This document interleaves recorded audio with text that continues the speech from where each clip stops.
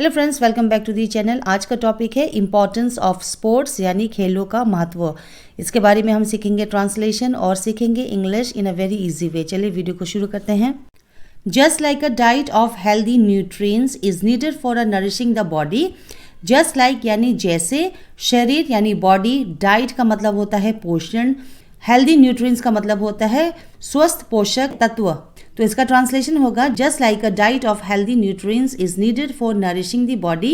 जैसे शरीर को पोषण देने के लिए स्वस्थ पोषक तत्व के आहार की आवश्यकता होती है। Playing sports hold a great significance. Playing sports यानी खेल खेलना, holds a great significance. Significance का मतलब होता है महत्व रखना। In enhancing our lives. In enhancing यानी बढ़ाना या बढ़ाने, कुछ भी कह सकते हैं। स्पेशली फॉर ग्रोइंग, विशेष रूप से बढ़ने के लिए।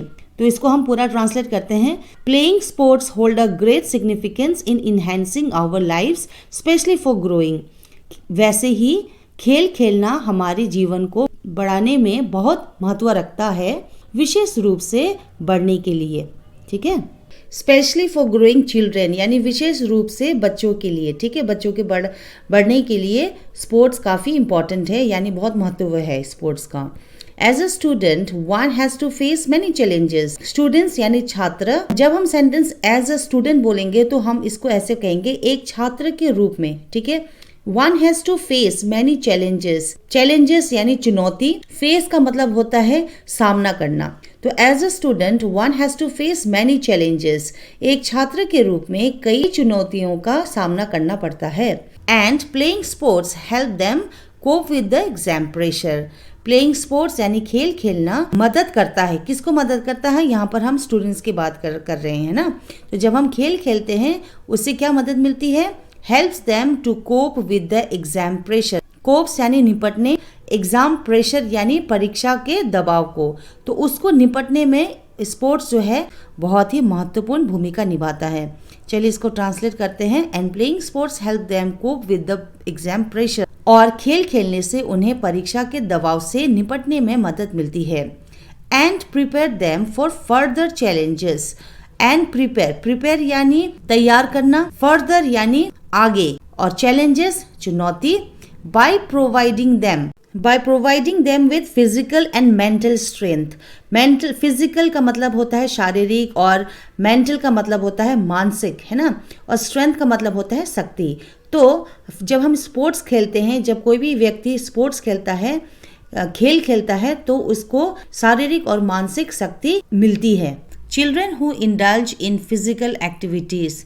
चिल्ड्रेन यानी बच्चे, इंडल्ज का मतलब होता है शामिल होना, फिजिकल यानी शारीरिक, एक्टिविटीज का मतलब होता है गतिविधियां, सस्टेन यानी बनाए रखना, गुड वैल्यूज अच्छे मूल्य, ऑफ म्यूचुअल रिस्पेक्ट आपसी सम्मान, एंड कोऑपरेशन यानी सहयोग। तो इसको बनाते हैं। Children who are indulged in physical activities sustain good values of mutual respect and cooperation.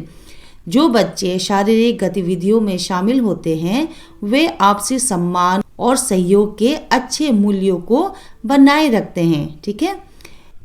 Playing sports teachers them skills. Playing sports यानी खेल खेलना, टीचर्स यानी सिखाता है, देम स्किल्स का मतलब होता है कौशल, सच एज अकाउंटेबिलिटी जवाबदेही, लीडरशिप नेतृत्व, एंड लर्निंग टू वर्क साथ में काम करने का, with a sense of responsibility. ठीक है। रिस्पॉन्सिबिलिटी का मतलब होता है जिम्मेदारी, एंड कॉन्फिडेंस आत्मविश्वास। चलिए इसको हम ट्रांसलेट करते हैं। Playing sports teachers them skills such as accountability, leadership and learning to work with a sense of responsibility and confidence. खेल खेलना उन्हें जवाबदेही, नेतृत्व और जिम्मेदारी और आत्मविश्वास की भावना के साथ काम करना सिखाने जैसा कौशल सिखाता है। तो ये था translation of importance of sports यानी खेल का महत्व। आपको कैसा लगा? वीडियो अगर पसंद आया है और अगर आप इंग्लिश सीखना चाहते हैं तो प्लीज़ चैनल को ज़रूर सब्सक्राइब कर दीजिए। और जब आप सब्सक्राइब करते हैं तो बेल आइकन को ऑल में ज़रूर सेट करना, तभी आपको सारी वीडियोस टाइम पे मिल जाएंगे। Thank you so much for watching.